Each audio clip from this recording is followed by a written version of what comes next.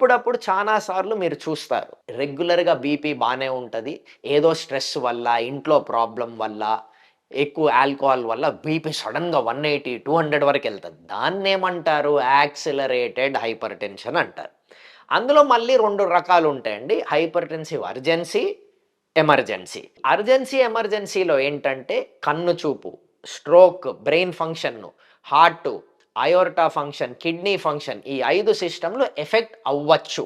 High బీపీతో effect అవ్వచ్చు కాబట్టి దాన్ని అర్జెన్సీ అంటారు. ఈ 5 సిస్టమ్‌లు ఎఫెక్ట్ అయినయి అనుకోండి. అంటే బ్రెయిన్‌లో స్ట్రోక్, కన్ను చూపు పోవడం, హార్ట్ అటాక్ రావడం, కిడ్నీ ఫెయిల్యూర్ రావడం, అయోర్టా రప్చర్ అవ్వడం జరిగితే దాన్ని ఎమర్జెన్సీ అంటారు.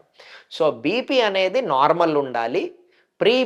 ప్రీ హైపర్‌టెన్షన్‌ని నార్మల్ వైపు తెప్పించుకోవాలి. హై బీపీతో పాటు మీకేమైనా ఉంటే ఇవన్నీ ఈసీజీ, కిడ్నీ, లివర్, రక్త కణాలు, ఎకో, డాప్లర్ అన్నీ చెక్ చేసుకొని అవసరం పడితే రీనల్ ఆర్టరీ డాప్లర్ గూడా చేసి ఐడెంటిఫై చేసుకొని దాన్ని ట్రీట్మెంట్ చేసుకోవాలి.